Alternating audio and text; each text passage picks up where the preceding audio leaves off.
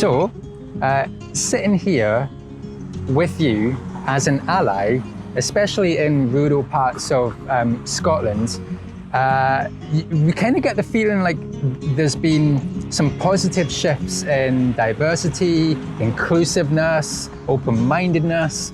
Maybe you could share with us your story and how you got started in the LGBTQ+ community and how Perthshire Pride came to be to connect us all here in this space. Yeah, of course. So I'm from Perth. I grew up, born and bred in Perth. I went to school here. I've lived here all my life. But I decided to go off to Dundee to university for a couple of years. And that's kind of when I started realising I was gay. I think everyone always asks you what, like, the coming out story, like, how did you even know you were gay? I can truly say I did not realise I was gay in Perth. I didn't. It was not something that I knew. It always felt a little bit different, but I think a lot of people always do. It wasn't until I went to university in Dundee that I seen a different life, I guess. I was kind of more exposed to just different people, different communities, and eventually I did realise that the reason I was drawn to certain communities so much was because I myself identified as LGBT. So that's where I kind of came into myself, and there's quite a big and decent scene actually in Dundee, and I was living quite openly, living quite happily as a gay person. And then I decided after I'd finished up my university degree to go off to Australia. And so this is a very long-winded way to tell you the coming out story, but when I was in Australia, again, they have a quite open LGBT community in the cities, in Sydney, Melbourne, Adelaide, etc. They have quite an open community. So again, I was living very happily and open. The Australia immigration didn't particularly work out. It wasn't for me, and I decided to come back after a year of living out there. And when I came back to Perth to live here. That's my hometown. And it almost kind of felt like a drop back to earth almost. Coming back to Perth, there was nothing really here for LGBT people.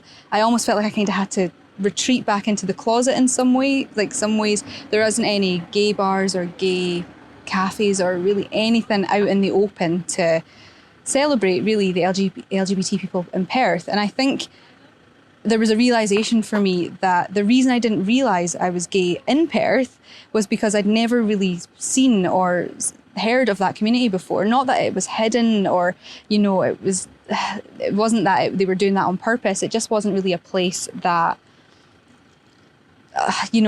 it was out in the open. So I took it upon myself to kind of change that. I was getting sick of the fact that I had to keep on going over to Dundee or Glasgow or Edinburgh to find my community, and I was like, there should be something here for people like me. And there's always a joke in Perth that there's no gay people in Perth, but well, obviously running Perthshire Pride, we know that's completely not true. But it was almost it's not going to change if somebody doesn't change it. So I took it upon myself to start up Perthshire Pride. It started back in 2017 from a consultation that was run by a company called Saltire. They're a national charity. They do really, really good work all over Scotland. And they were running consultations to see if Perth would be a good place for a Pride. It obviously works in the Glasgows, it works in the Edinburghs, it works in the larger cities, but they wanted to start taking it more to the smaller cities and the more rural areas, because at the end of the day, the real change is going to happen in these smaller areas. The cities are always where there's going to be like a mixing pot of people, whereas sometimes the cities, the smaller cities and the more rural parts of Scotland, you don't really see that as much. So they ran the consultations, kind of putting out feelers. Do you think this is something that people want? The response was that yes, it was something that people in Perth and surrounding areas did want. And then they started looking for people to actually take it forward. So it was almost a good timing kind of situation. They were doing the research and putting the feelers out, and I was looking to take on something, and I was feeling the way that they were wanting people, asking if people did feel like that, and I was. And I went to one of their consultations, was kind of empowered to take it on. And I started running it back in 2017 with a very, very small team. And it didn't properly take off till about 2018 when we officially got our charity status. A lot of kind of hard work went into that, and a lot of paperwork and a lot of the kind of the boring things to allow us to actually start up the charity. And then that was when we officially took off, was in 2018. That's when we started getting a lot more publicity, a lot more attention, to, I think, a lot more shock. A lot of people were like, wow, is this actually going to happen? And I think a lot of ridicule as well, to be honest, when people were like, oh really, I don't think it's going to work in Perth. And luckily we managed to prove them wrong. The quote, "Perth is a city transformed," was used at one of the latest Pride events back in 2019. Why does this quote resonate with you so much? I think it does because when you look back at the history of Perth, you have to take that into account. Perth was only made a city again recently, and is it 2012? Before that, Perth has always been viewed as a town, a larger town, but it doesn't have that city feel. A city to me is an amalgamation of different cultures, different communities, all living together in unity. You know, there's a place for everybody in a city. And I think that's always what a city is to me. So back in 2012, when we got our city status, it was a massive deal for us. It was huge. But getting city status and living and breathing as a city are two different things. And I think Perth's been making, again, smaller steps of becoming the city that, I mean, people expect a city to be. And for the LGBT community, in particular, there's, even though we were city status, there was still, again, was not anything really here for that community. And as I said, I do think a city is an amalgamation of different communities. So that community was still kind of hidden. Still hidden, I don't know if it's the right word, but it was, they weren't out in the open. They were still always going away to different cities to kind of live their true selves. So the 2018 event, again, made little small steps towards that, to be like, yep, Perth is a place that we do accept your community. But the 2019 event was, it was the opening of the floodgates of, yes, minorities are welcome here. They are welcome. They are encouraged to be here. They are, they belong here. And I think that's what it means to me, that it was transformed that day. There was just something in the air that made people feel welcome. And I think that was why it resonated so much with me. And I think as well, once one community of people that are different, so if that's different religion, different ethnicity, different, just a different community, once one of them is accepted, I think then you can see that other communities can then come in and be accepted too. So I think that day showed that a historically oppressed community has been accepted now. And now I think that there's a pathway has been set for other communities that may not feel 100% accepted in Perth to now come in and be accepted and see Perth and Perthshire as their home. So that's what it means to me. I think it goes wider than just the LGBT community. I think we were a catalyst for other communities to now come and be here and feel at home. It was just proof that that's no longer what Perth is. It's now a open, welcoming, a place for everyone. It all makes sense. It all makes, like, when we look at what's happened between the start of Perthshire Pride to where we are now, with big names coming in, with other people coming out, sometimes coming out in a way that might have a backlash to them, but they still do it anyway because that's who they are and that's what they want to express.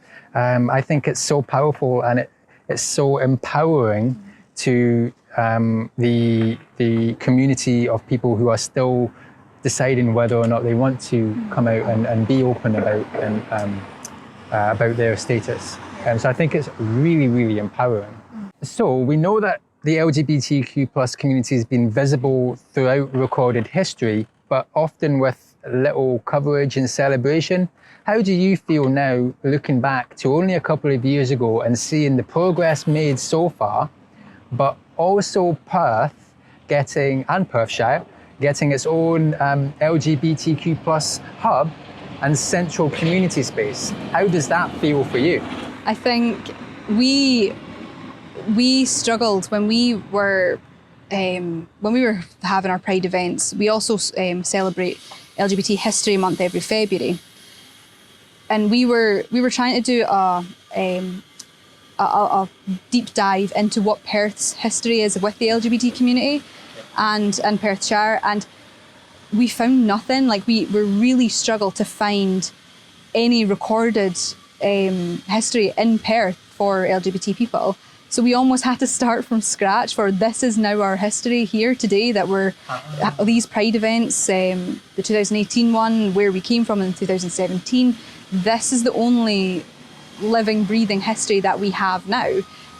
Luckily now all of our stuff has went to the Perth Museum. They've taken for hopefully future exhibitions. Yep. But now as we are living and creating our history, I think it'll just be great for having an LGBT hub for people to have to connect to that, because I do think a lot of the times to go forward with the community, you do have to go look and have that key back into your history. And right now we aren't able to have that in Perth. Obviously we have history for like Scottish history of LGBT people and British history of LGBT people, but it doesn't go as granular to Perth. There doesn't seem to have ever been anything. It doesn't really seem to have ever been discussed when we go through books or anything. So I think having a hub here will just kind of solidify that we are here, that we're not going to revert back to being nowhere, to being completely invisible. It'll allow people to go there, to almost use it as a living room, I guess. Maybe if they're not feeling 100% secure in their own home to be openly out and proud, they may want to go to somewhere that's a bit more safer, a bit more of a safe space, that's still visible to the community, that we are here, that we're here to stay, and we're here to contribute to the community. And I just think it's a nice visual, and it will act as almost like a home. I like to think of it as a living room, that you could go there and you could reconnect with the history of the LGBT community. You could see what the future is going to be of the LGBT community in Perth and Perthshire. I just think it's a good place to always to come home to, is to that community space. I love the fact that Perth's getting its own LGBTQ plus hub and community space. I know it's in the consultation stages at the moment, and obviously people are sort of deciding what this space might become. Maybe you could just elaborate a bit more on that and share with us what's kind of happening with that hub and central space at the moment. Yeah, I think it's just a good visual to have, that there's a place for people to go for the future people to LGBT community, to keep the momentum that we've had with the LGBT community in Perth, and to solidify it in our high street or wherever it would be. I'm not sure where they're putting it yet, but wherever it is, that we're a community that is here, that we're a community that are going to stay here, and people can use that as an area to use and to utilise. And I just think it's a really good thing for people to see, and to people to know that it's there for whatever they may use it for, but it is a good place that they can always go back home to, almost. They've run the consultations to see if it's wanted. I think it's going through the council at the moment to see what spaces would actually be best for it. But it's not even at the stage yet where they're deciding what it is going to be. They're still kind of asking, like, what do you want it to be? Do you want it to be like a coffee shop area where people can just come and go as they please, or do you want it to be more of a structured book rooms? There's still definitely the possibility, the opportunities are endless for what it could be at the moment. But yeah, it's just still at that stage.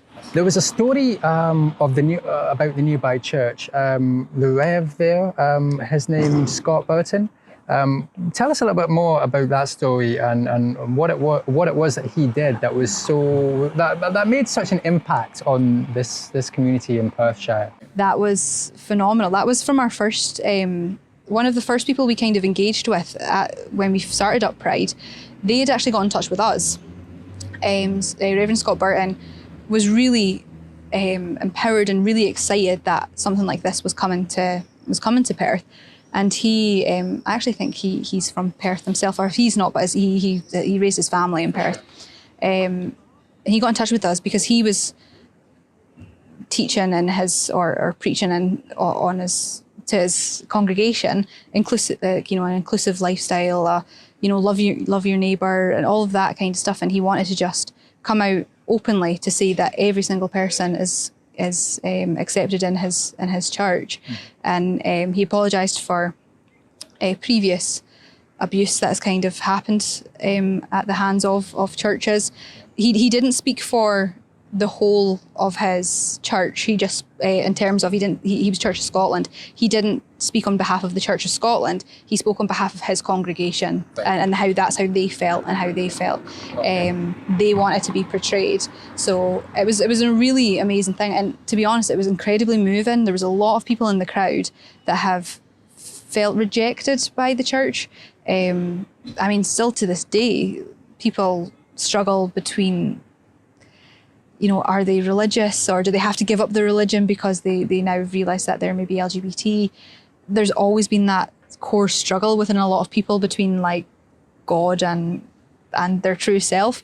And there was people in the crowd when Reverend Scott Burton was doing his speech that were, really brought to tears to kind of the realisation that they can be religious and they can be LGBT. It doesn't, you are who you are. If you are a religious person, doesn't mean that you can't be gay or you can't be, live your true self. And I think he just really hit the nail on the head by welcoming everyone to St. Matthew's.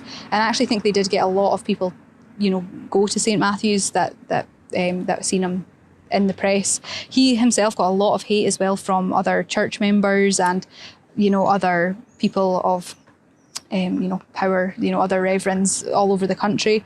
But he took it on the chin, and he knew that he was going to get that. Me and him had a long conversation over coffee one day just before it happened to kind of preempt what was going to happen. I was saying to him, I was like, if you do this, you are going to get a lot of hate. And he was like, I know that. He's like, of course I know that. This is what I want to do, and it's my choice, and all of that. And it was actually, he's a hero in some ways, to be honest, because that was a massive.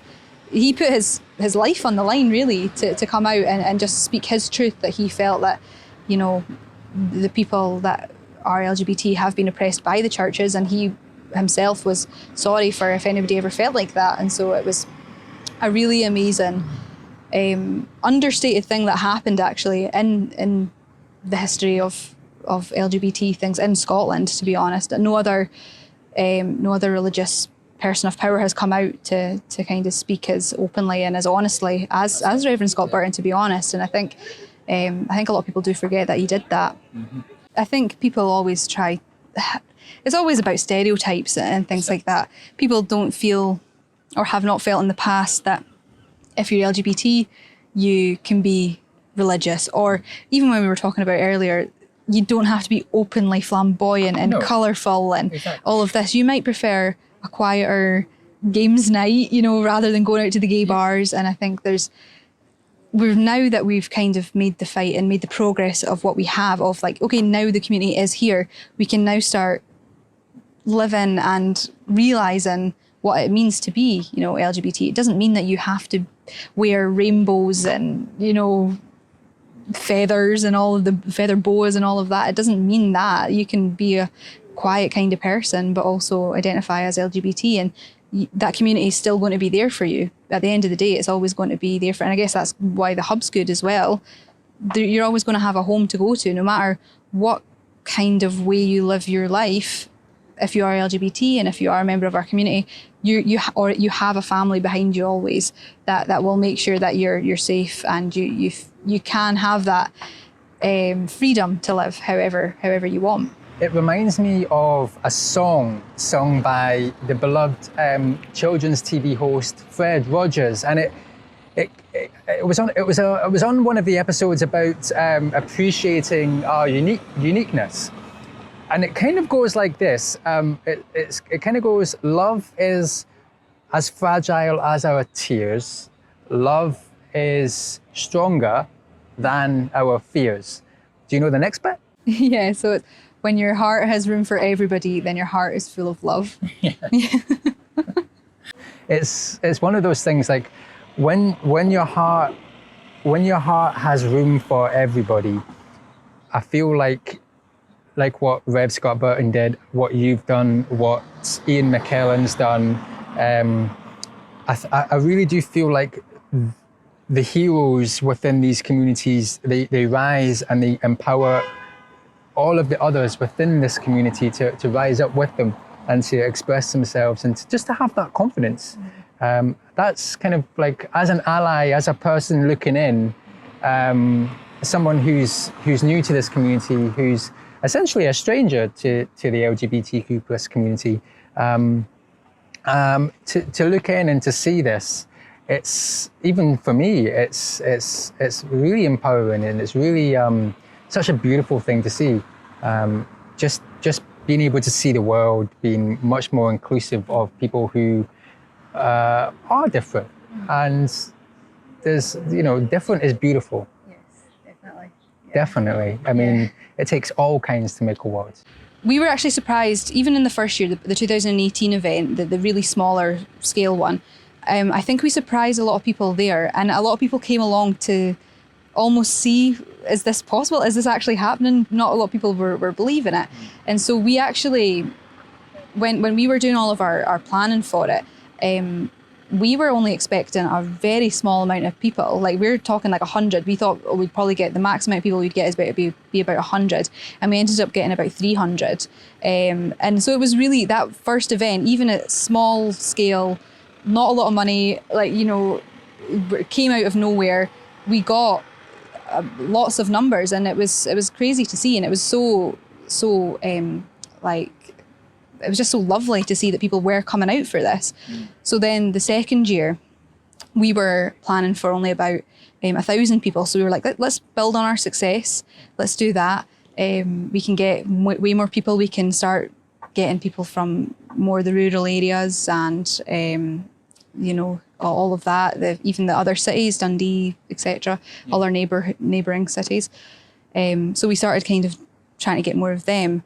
And then when Ian McKellen, that was just an insane luck. It was insane coincidence that he happened to be in this area, and the same day as us, he had a day off on the day that was Perthshire Pride. We were just really chancers, to be honest. We thought, you know what, let's just ask him. We started a Twitter campaign to get Gandalf back to the Shire. That was our running theme on Twitter. Hashtag get Gandalf back to the Shire. That kind of got picked up by obviously the local press and all of that. And we've always been really lucky in Perthshire Pride as well. The people on our board have always been really ingrained into like the theatre world or the events world, and the places that Sir Ian McKellen also has ties into as well. And so we luckily had a connection to somebody at the Dundee, the Dundee Theatre, I can't remember what his name is just now, to ask him as well. So we obviously were doing the Twitter campaign, but we actually got somebody to go and ask his manager, his tour manager, and it just all fell into place. He was actually driving through Perth on that day, and he has to pass this area anyway because he was going up to Pitlochry to do a show up at the Pitlochry Festival Theatre, and so he had to pass this way anyway. He had to come over the bridge, he had to go through the town, and he said yes, he would come along. And so our numbers skyrocketed. People actually seen this as a legitimate thing. They seen that we had the backing of such a superstar as himself as well, and even people that weren't maybe in the LGBT community would know Sir Ian McKellen anyway from The Hobbit, from Lord of the Rings, from all of the amazing like TV shows and films that he has done, or even theatre. So we ended up getting about 7,000 people on the day. So 7,500 was the counted number, and as I say, we were obviously only expecting still about 1,000. We were aiming for 1,000, and we ended up getting 7,500. So wow, it was insane. This whole area at the plaza was completely chock-a-block with people. You couldn't see You couldn't see the end of the people. It was just went all the way right down the culture quarter, and it was just insane, and it was so amazing, and the atmosphere was just phenomenal. And I think people soaked in that atmosphere and really felt empowered themselves to come out and show support for Perthshire Pride. It's been such a pleasure to be with you today. Thank you for sharing your time, and it's been empowering, eye-opening and inspiring to be able to hear your story. So thank you ever so much, Claire. Thank you for having me. It's okay. Hey, we did it.